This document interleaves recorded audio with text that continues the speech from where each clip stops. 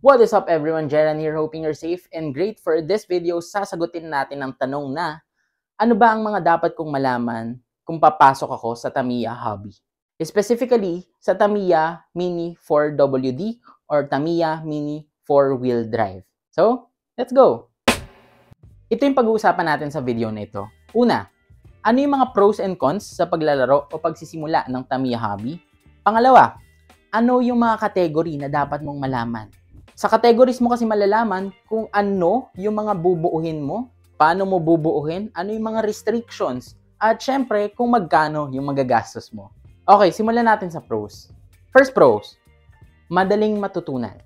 Okay? Napakadaling matutunan ng Tamiya o hobby ng Tamiya. Ang daming YouTube videos, ang daming guides sa internet na nagre-range from 1990s hanggang ngayong 2023. Isang search mo lang, makikita mo agad kung ano yung mga hinahanap mo. At mismong pati yung laman ng mga box, sobrang detail ng instructions. Hindi ka malilito. Okay? Napakadali niyang sundan, napakadali niyang intindihin. Pangalawa, napakamura simulan ng hobby na to. As low as 550 pesos, meron ka na isang buong kit. No? Yung kit na yon, nandun na lahat ng kailangan mo para magpaandar ng isang Tamiya. Although, syempre, habang tumatagal, natutuwa ka sa Tamiya, gusto mo magdagdag ng parts, gusto mong lumipat ng category na paglalaroan mo, syempre dadagdag talaga yung gastos. Pataas ng pataas yun. Hindi na mawawala kahit saang hobby talaga. Hindi talaga mawawala yun. Pero ang kaibahan niya, pakamura niya simulan. I-compare mo sa PC parts, sa pagbubuo ng PC, di ba sa channel natin, nagbubuo ako ng mga PC parts, napakalayo ng range ng gastos. Pangatlo, napakadami mong pwedeng bilihan ng parts. Ngayon, usong-uso na yung Shopee, Lazada. Of course, meron dyan. Ang daming shop dyan. Pero kung gusto mo ng mga physical shop, napakadami. The likes of Lil's Hobby, which is, by the way, yung exclusive distributor ng Tamiya dito sa Philippines. Meron din mga Tamiya Underground, bandang North. May nakikita ako mga Ilocos, seller sa Ilocos. And then meron din tayo sa bandang Calabarzon area, mga Batangas, Laguna, meron. Pagpunta mo ng Visayas, may nagbebenta sa Cebu.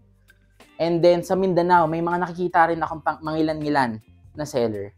Hindi ka mawawala ng mabibilihan. Okay, kung medyo malayo ka sa mga areas na to, sa mga racing center, well, pwede kang bumili via Shopee or Lazada. No, para straight na diretso sa'yo. Pang-apat, at para sa akin, ito yung pinaka-importante, which is community. Grabe, pag search mo pa lang ng Tamiya community sa Facebook, dami mong nang makikita. Pag pumunta sa mga physical store ng Tamiya Mini 4WD, ang dami mong makakausap doon. At isa pa, napakabait. Hindi toxic yung community ng Tamiya dito sa Pilipinas. Oo, highly competitive kasi syempre, yung mga builds nyo, mag-uunahan sa racetrack at malalaki yung mga rewards o yung mga prizes sa mga races. Pero, tatawagin ko siyang friendly competition. No? Kahit nga yung, may mga narinig ako na kahit yung mga ka-race nila, dun sa, kalaban nila sa race, tinutulungan pa sila mag-ayos ng Tamiya nila. Ganon ka-friendly at hindi toxic yung Tamiya community, lalo dito sa Pilipinas. Lalo pag baguhan ka, hindi mo alam eh. Hindi mo alam kung ano yung mga basic. So, pag pumunta ka sa mga physical store, mga racing center, kahit sino tanungin mo doon, tutulungan ka nila. No? Pumunta ako sa Glorieta, no? Kahit di ko kilala, hindi ko alam yung pangalan niya. Tinatanong ko siya kung, paano ba gawin to? Tinulungan niya ako. Talagang naglabas siya ng tools niya. Nagpahiram pa nga siya ng lock, yung parang lock nut o yung nut, no, yung pang lock doon sa Tamiya. And ganun ka friendly, no, yung community ng Tamiya, lalo dito sa Pilipinas. Punta naman tayo sa cons o yung mga disadvantages. Kaya unang cons natin, nakaka-addict. Talagang nakaka-addict pag nakikita mo yung binuo mo, ang bilis doon sa racetrack. Magdadagdag ka ng parts, aayusin mo, tas bumilis ulit. Nakaka-addict siya, nakakatuwa kasi nakikita mo yung Tamiya mo na mas mabilis, bumibilis, at saka gumagwapo, gumaganda yung itsura. Nakaka-addict siya. Talagang oras at pera yung ilalagay mo dito sa pagtatamiya. And speaking of pera, punta tayo sa pangalawa nating cons. Pera. Medyo magastos. Oo, mura siyang simulan. Nasa pros natin kanina, mura siyang simulan. Pero habang natututo ka, habang nagiging mas competitive ka, kasi habang natutuwa ka dun sa bilis o dumadagdag yung interest mo sa pagtatamiya, talagang gagastos at gagastos ka. Dahil nakaka-addict nga siya, nakakatuwa na sumali ng mga races, talagang gagastos ka para sa tamiya kit at sa tamiya hobby na to. Basing from experience, medyo di mo mamamalayan na, kasi pag bumibili ka ng part by part, mura lang siya pag titingnan mo siya sa isang piraso eh. Sabihin mo, may mga parts na tagwa 150 lang, may mga parts na sabihin natin mga 300, 500.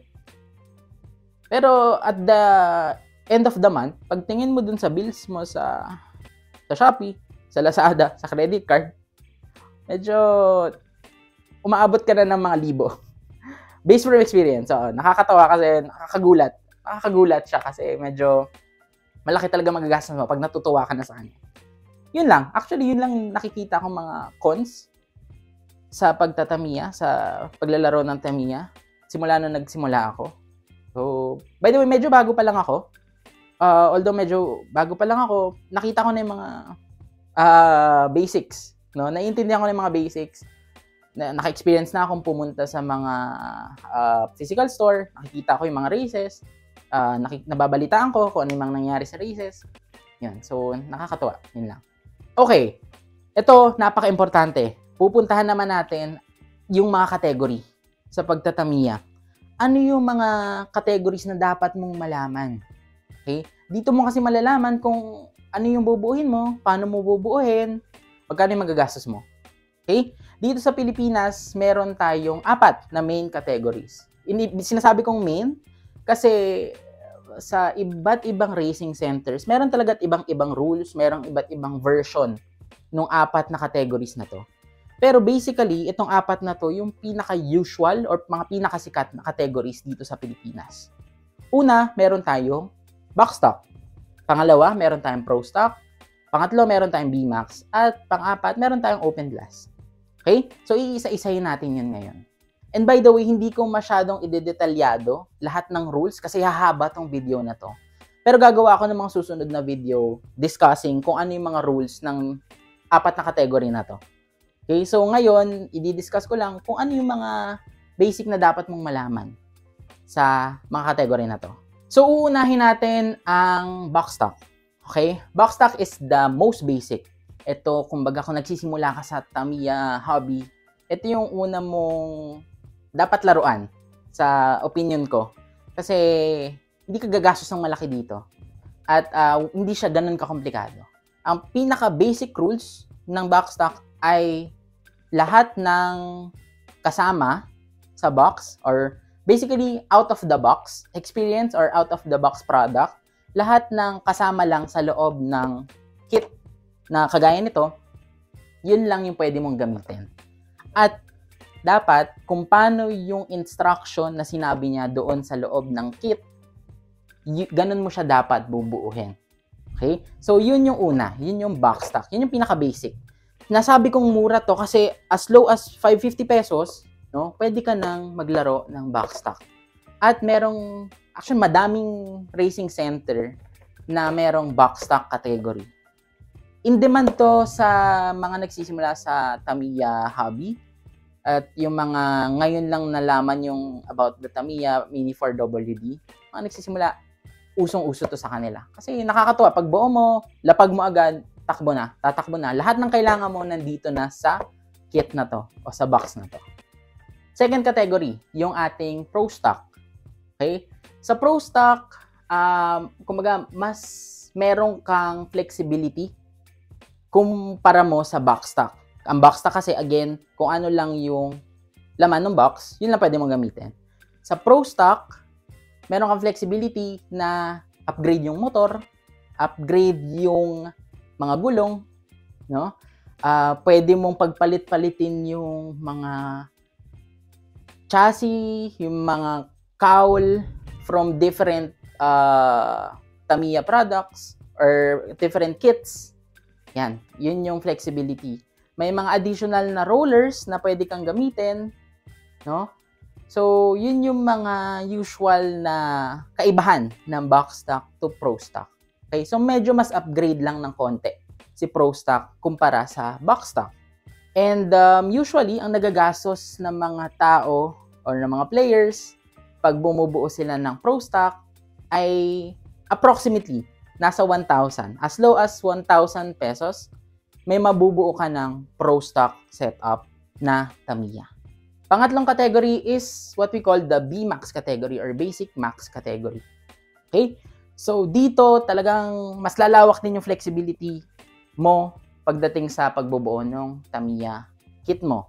Kumpara mo sa Pro Stock at saka sa Box Stock, si B-Max, pwede ka nang gumamit ng kahit anong grade up parts or high grade parts ng Tamiya. Yun yung mga high-grade carbon, mga FRP plate o mga plates, yung mga aluminum rollers. Ayan. So, yun yung mga kagandahan, no? Pag nasa B-Max ka.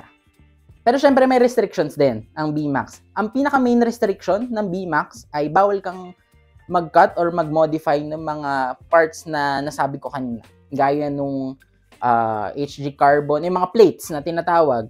Yung mga plates, bawal mong gupit-gupitin. Kumbaga kung paano mo siya nabili sa Tamiya o sa mga stores, ganun mo lang siya pwedeng gamitin. Bawal mo siyang i-modify or gupit-gupitin. Okay?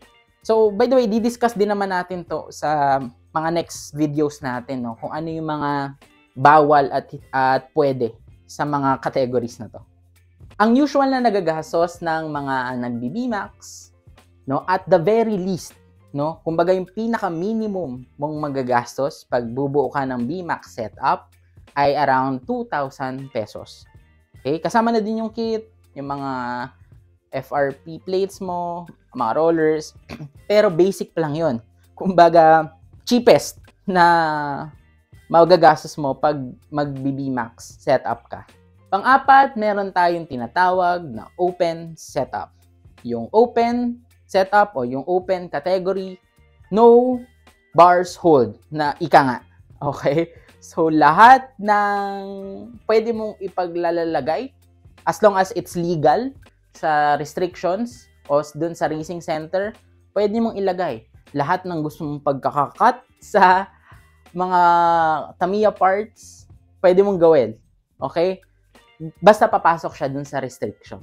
Again, may mga basic restriction yan, which is madidiscuss natin sa susunod na videos. Based sa mga nakausap ko na nag-open setup or open class category, ang usually around the neighborhood ng 5,000 pesos para sa isang kit or para sa isang setup nila. Around 5,000 pesos. Pero depende pa rin naman yun sa kung ano yung mga parts na gagamitin mo. Combination ba siya ng mga high-grade parts, aluminum, dagdagan mo ba ng, or kung plastic lang gagamitin mo, it's up to you. Nga.